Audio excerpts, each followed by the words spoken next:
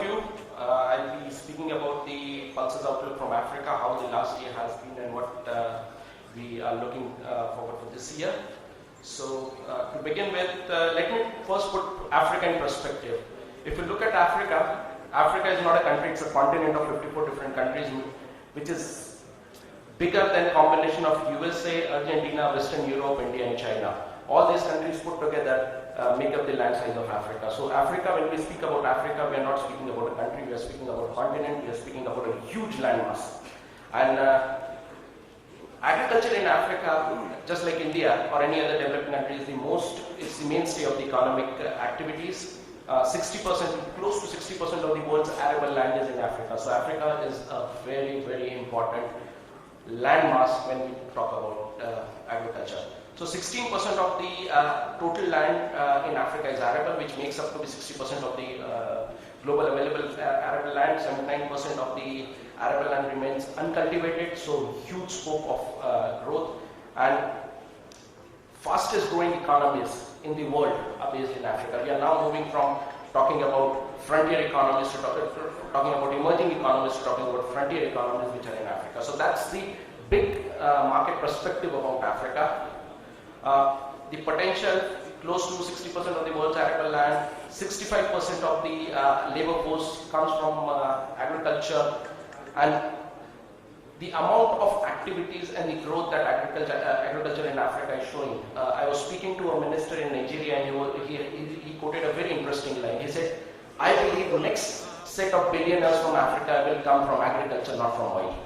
So that tells you about the focus of the government and the focus of the continent on agriculture and making agriculture work. So that's Africa for you.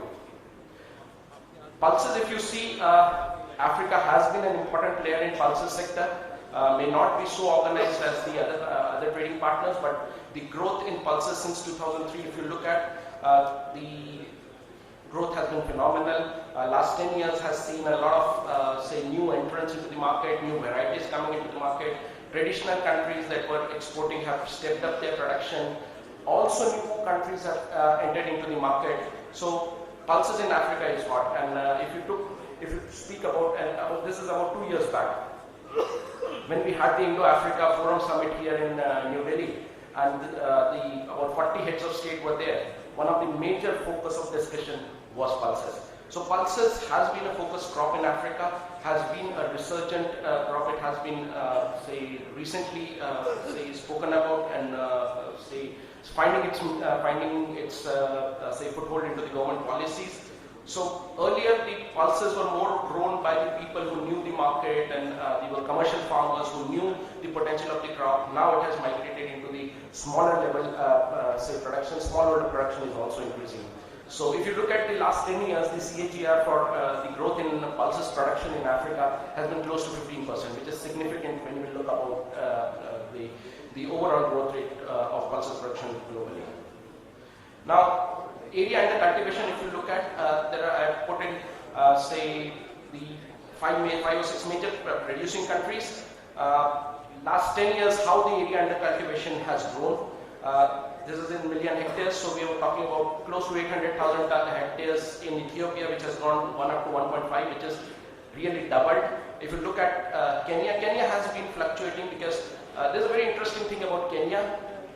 Kenya, pulses is called as a women's crop. I don't know the reason for it, but pulses is called a women's crop, and male farmers find it difficult cultivating a women's crop. So that's why you see fluctuation in Kenya, but Kenya has been a major supplier of pulses.